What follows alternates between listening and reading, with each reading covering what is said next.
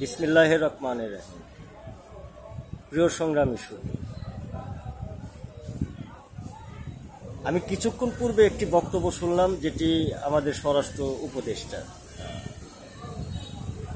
তিনি কথাগুলো যেভাবে বলেছেন, আসলে কথাগুলো কতটা স্বচ্ছতা রয়েছে, আর যদি কথাগুলোর মধ্যে স্বচ্ছতার ভাব থাকে এবং কথাগুলো ঠিক উনি বলে থাকেন, তাহলে আমার যেটি মনে হয় যে জাতি হিসেবে জাতির যে একটি কলঙ্ক, এবং সেই কলঙ্কর জায়গাগুলো আমরা কিন্তু ইতিমধ্যে কিন্তু সমগ্র জাতির কাছে কিন্তু প্রকাশ পেয়েছি। কেননা একজন চাঁদাবাজ যদি ওনাদের সন্তান হয়, একজন দর্শনকারী যদি ওনাদের সন্তান হয়, একজন লুটেরা যদি ওনাদের সন্তান হয়, তাহলে একজন দুর্নীতিবাজ অবশ্যই ওনাদের নাতি হবেন এবং পুতি হবেন। এটি কিন্তু আমরা যে গ্রহণযোগ্যতা এবং যেটি ওনার কাছ থেকে পেলাম, এটি হয়তো আমাদের এই রাষ্ট্রে একটি দৃষ্টান্তমূলক থাকবে যে আমরা যে এত হাজার মানুষের রক্তের বিনিময় এই যে দেশটি স্বৈরাচার মুক্ত করলাম, এবং আজকে স্বৈরাচার মুক্ত থেকে আমরা একটি গণতান্ত্রিক ধারায় যাব, এটি হয়তো এই বৈষম্য বিরোধী আন্দোলনের একটি বাক স্বাধীনতা বলতে পারি, এবং গণতান্ত্রিক একটি অধিকার হিসেবে আমরা ধরে নিতে পারি। আমি মনে করি, বিশেষ করে বাংলাদেশের একজন সচেতন নাগরিক হিসেবে, একজন শ্রমিক নেতৃত্ব এবং ব্যক্তি হিসেবে, এদেশের একজন বিশেষ করে মুক্তিযোদ্ধার একজন সন্তান হিসেবে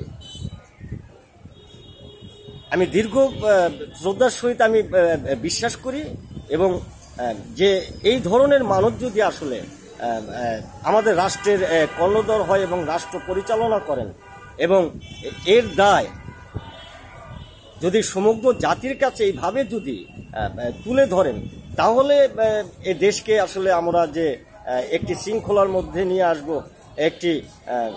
রাজনৈতিক যে অস্থিরতা সেখান থেকে আমরা বেরিয়ে আসব, চাঁদাবাজদের কাছ থেকে আমরা বেরিয়ে আসব,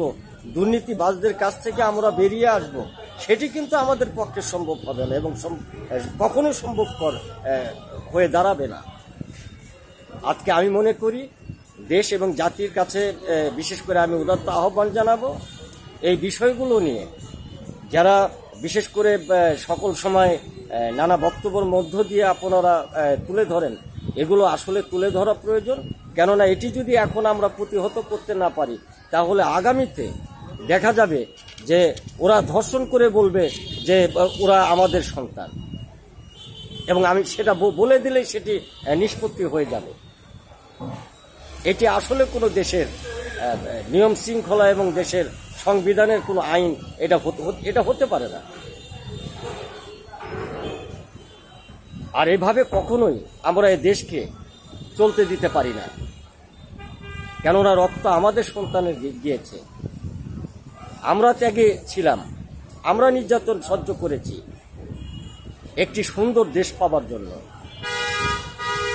দেশের মানুষের অধিকার পাবার জন্য, সেটি চাঁদা দিয়ে তাদের গণতান্ত্রিক অধিকার পূর্ণ করার ক্ষেত্রে নয়। এই বিষয়গুলো আমার মনে হয় আসলে আজকে বাংলাদেশের প্রতিটি মানুষের